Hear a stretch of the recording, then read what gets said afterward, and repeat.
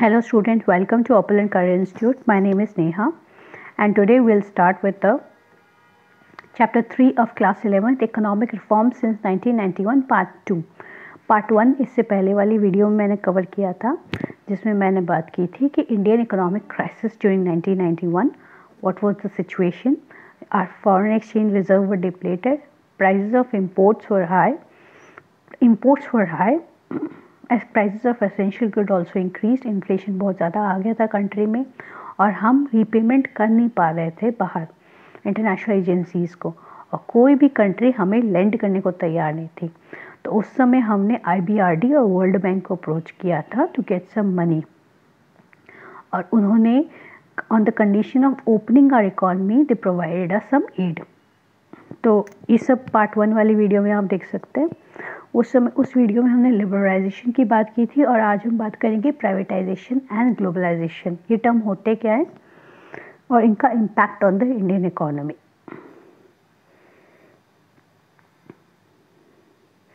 Privatisation क्या होता है? प्राइवेटाइजेशन का मतलब ये होता है कि गवर्नमेंट कंपनीज प्राइवेट कंपनीज में कन्वर्ट होती है। और किस तरह से इसका कन्वर्जन दो तरीके से होता है, या तो गवर्नमेंट का रोल ओनरशिप और मैनेजमेंट में कम किया जाए, या फिर पब्लिक सेक्टर एंटरप्राइजेस को मार्केट में जाके उनका स्टेक सेल किया जाए। And this process is known as disinvestment, जैसे कि हमने एयर इंडिया के केस में किया और हम BSNL केस में कर रहे हैं। और ये क्यों करते हैं हम लोग? ये क्यों इसलिए करते हैं ताकि private capabilities and managerial capabilities को इंट्रोड्यूस किया जाए, सो दैट बाहर से इन्वेस्टमेंट इंडिया में आना शुरू हो जाएगा।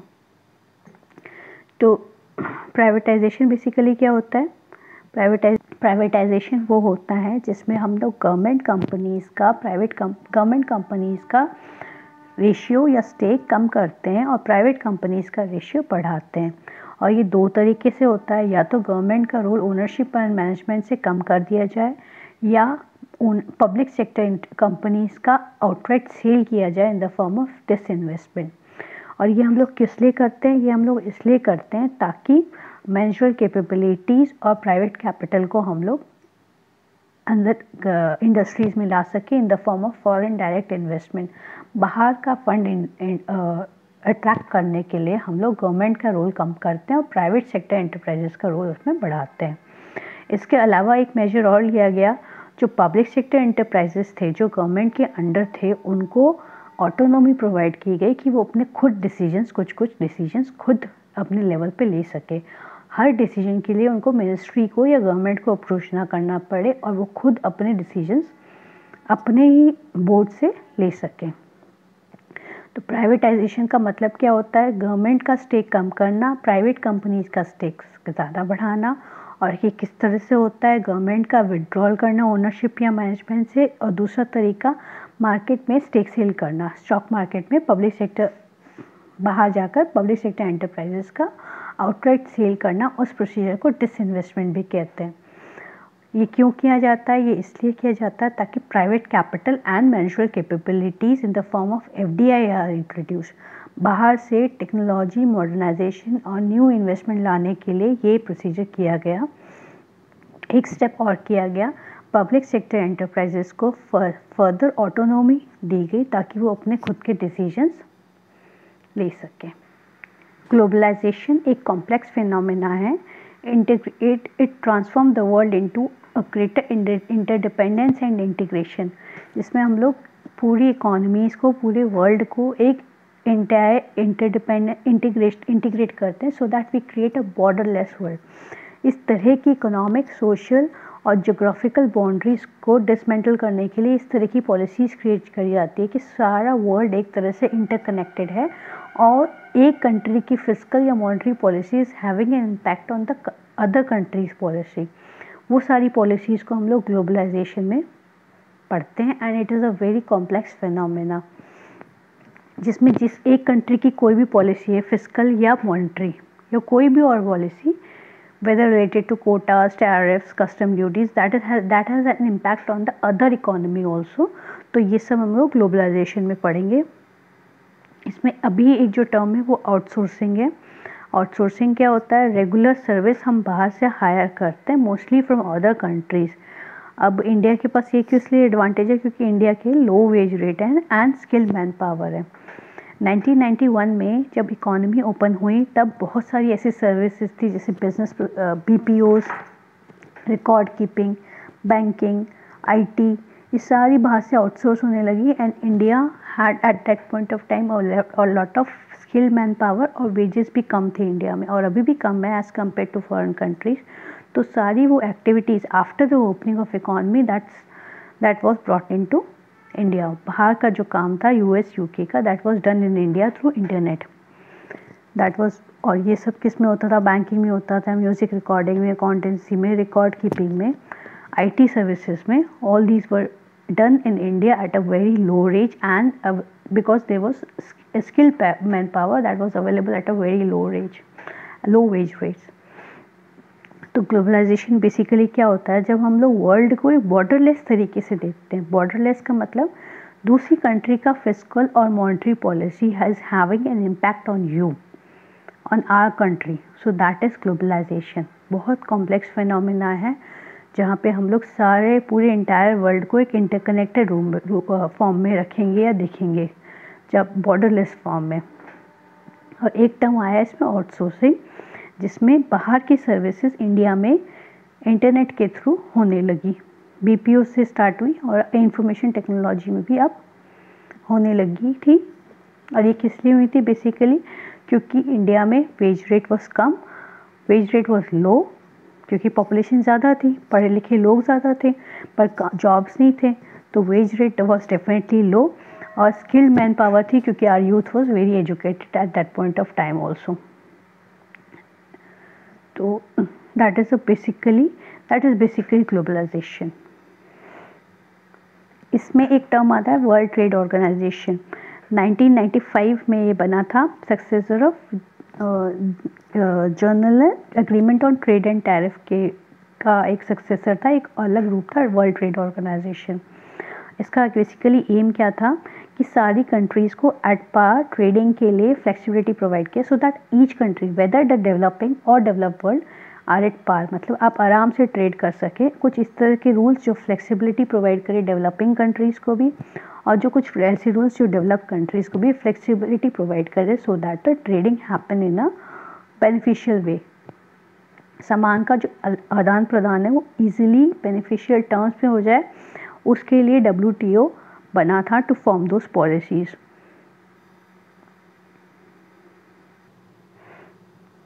वर्ल्ड ट्रेड ऑर्गेनाइजेशन ये बना था 1995 में and it was the successor of General Agreement of Trade and Tariff and it was basically form to form a rule based regime in India.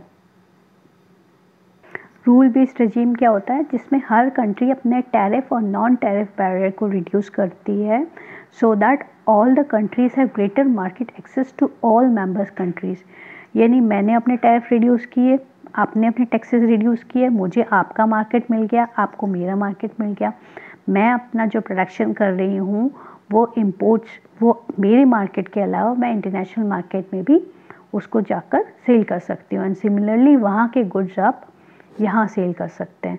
तो WTO was formed with an aim to reduce tariff as well as non-tariff barrier between countries so that the trade takes place in a harmonious way.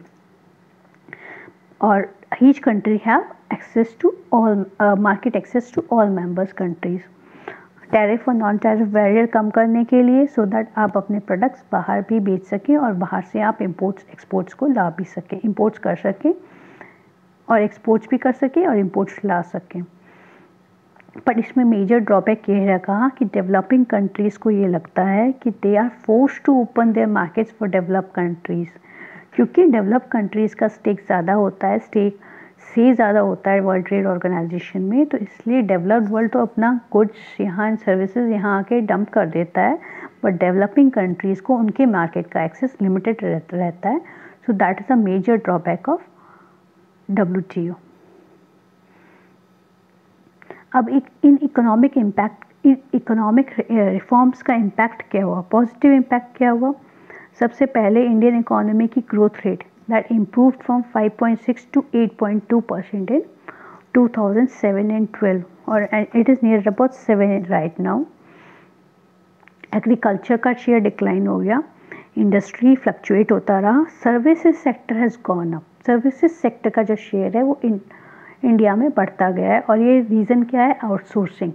बाहर से जो services की outsourcing होती है और जो India की स्किल्ड मैन पावर इसको काम कर रही है, इस कारण से services sector has gone up, industry has fluctuated and agriculture has decline. Foreign investment आया है बाहर से, टेक्नोलॉजीज आई है, FII फ्लोज, मतलब दोनों तरह से। फॉरेन इंस्टीट्यूशनल इन्वेस्टमेंट भी आया है, फॉरेन डायरेक्ट इन्वेस्टमेंट भी आया है। इंस्टीट्यूशनल इन्वेस्टमेंट स्टॉक्स और शेयर्स में फॉरेन कंपनीज ने इन्वेस्ट किया है, और इंडस्ट्रीज़ और यूनिट्स भी यहाँ पे इस्टेब्लिश की है, तो फॉरेन इन्वेस्टमेंट आया है। रिजर्व्स हमारे इंक्रीज़ हुए हैं, जो फॉरेन एक्सचेंज रिजर्व है that have increase and that are one of the largest in the world. एक मतलब बहुत respectable amount of foreign exchange reserves है हमारे पास।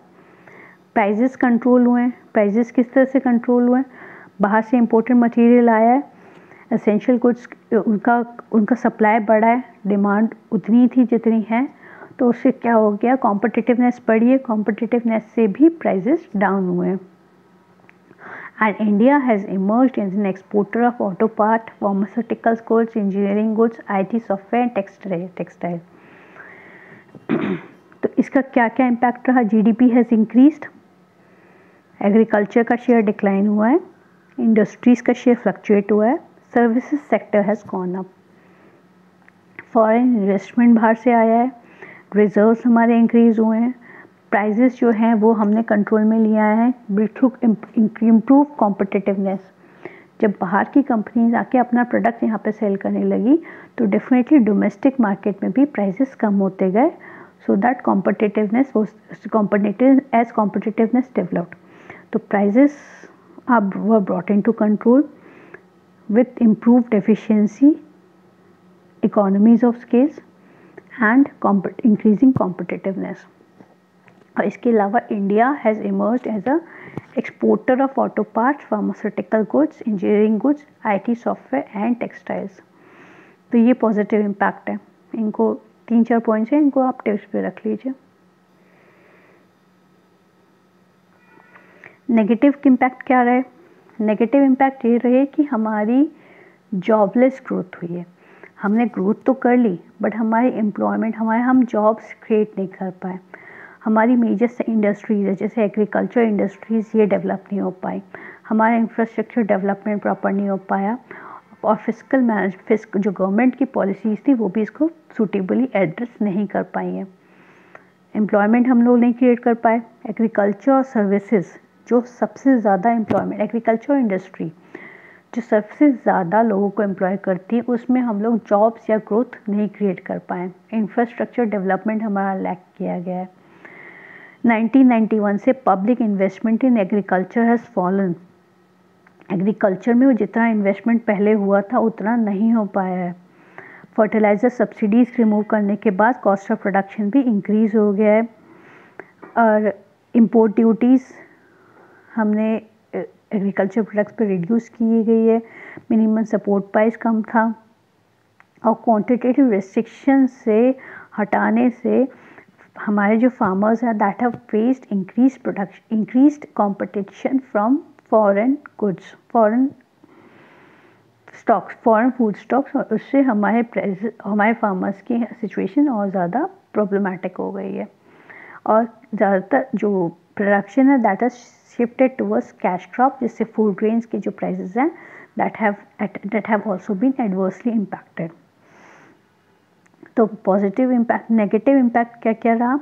जॉबलेस ग्रोथ है, हम लोग एम्प्लॉयमेंट अपॉर्चुनिटी उस हद तक नहीं क्रिएट कर पाए हैं, इंडस्ट्रीज़ और एग्रीकल्चर को उस तरीके से डेवलप नहीं कर पाए हैं क्योंकि हमारी एक large population was dependent upon agriculture industries, तो that have been not able to come out of poverty yet.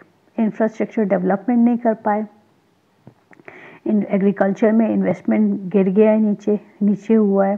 Fertiliser subsidies reduce करने के बाद कॉस्ट ऑफ प्रोडक्शन बढ़ा है। फूड स्टॉक का जो प्रोडक्शन है that has also increase, food grains का जो प्राइसेस हैं दैट हैव ऑल्सो इंक्रीज, क्योंकि हमारा फोकस ज़्यादातर कैश क्रॉप पे है जो हम ज़्यादातर एक्सपोर्ट्स करते हैं। तो ये सारा रीज़न है that has an negative impact of globalization of Indian economy. Industry पे क्या क्या इम्पैक्ट पड़ा है?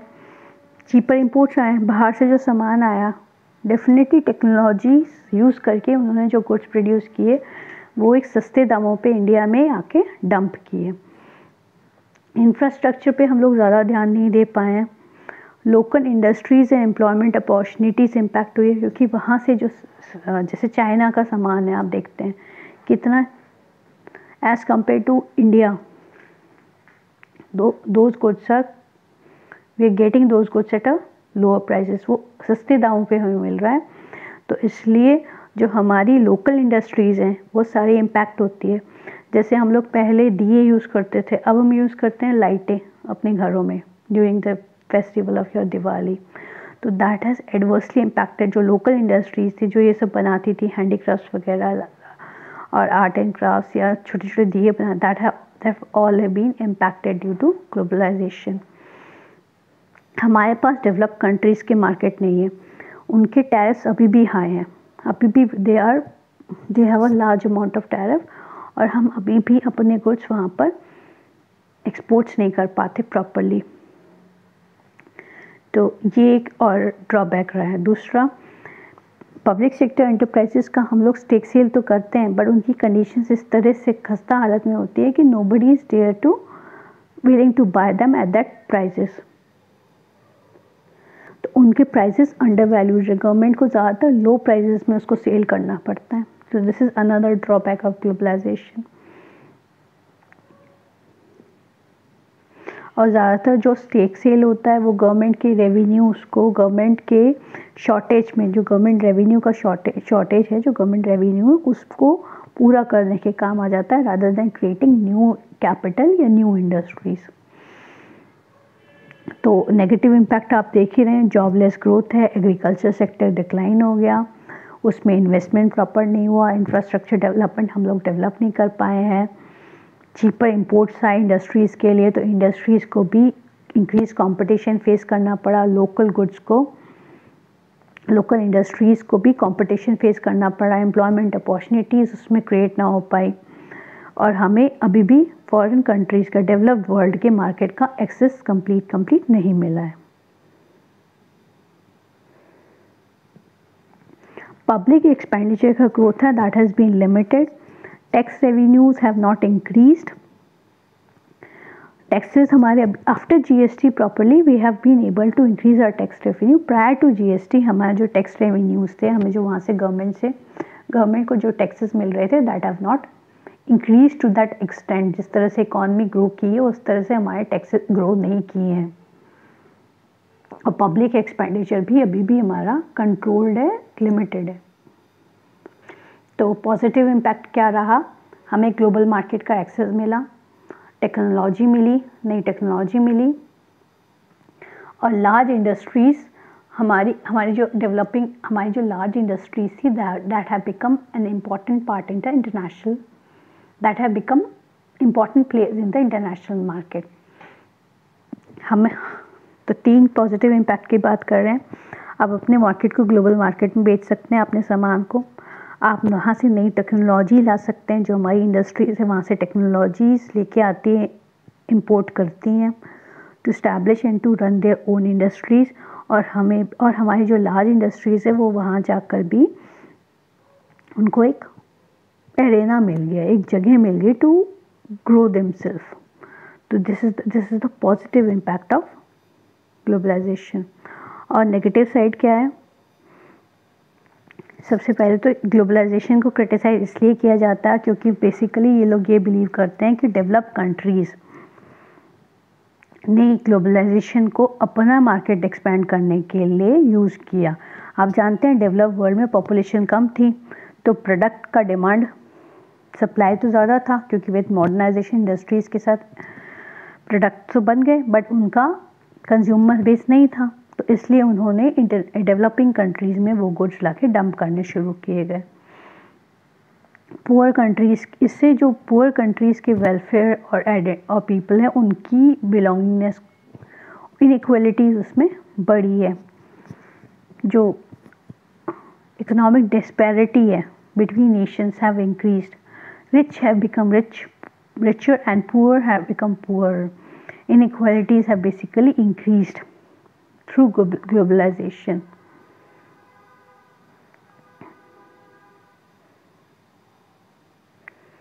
इंडिया के भी कंटेक्स्ट में अगर हम बात करें तो इनइक्वालिटीज बढ़ी हैं. जो income and quality of consumption है, only the high income group have increased. Inequalities have definitely increased. Trickle down जो होना चाहिए था ना ग्लोबलाइजेशन का, मतलब हाई इनकम से लोअर इनकम में वो पैसा जाना चाहिए था, दैट हैज़ नॉट हैपेंड. क्योंकि हमारी एग्रीकल्चर और इंडस्ट्रियल सेक्टर इस तरह से डेवलप नहीं हो पाया जिस तरह से हमारी सर्विस सेक्टर डेवलप हुई है. तो बेसिकली ग्लोबलाइजेशन का इम्पैक्ट ऑन इंडियन इकोनॉमी पे यही हुआ है कि इनइक्वालिटीज़ हैव बेसिकली इंक्रीज्ड. और जो ग्रोथ है वो कुछ sector such as telecom, information technology, finance, entertainment, travel and hospitality sector, real estate and trade और एग्रीकल्चर इंडस्ट्रीज जो बहुत लाखों लोगों को रोजगार प्रोवाइड करती है, उसमें उतना ग्रोथ नहीं हुआ. ज़्यादातर growth is concentrated in the service sector only. तो these are the negative impacts of globalization on Indian economy. With this we come to an end of this chapter. Class 11th का 3rd chapter हम यहाँ पे and करते हैं. आपको ये video पसंद आई हो तो please like, comment and please subscribe to our channel. Thank you.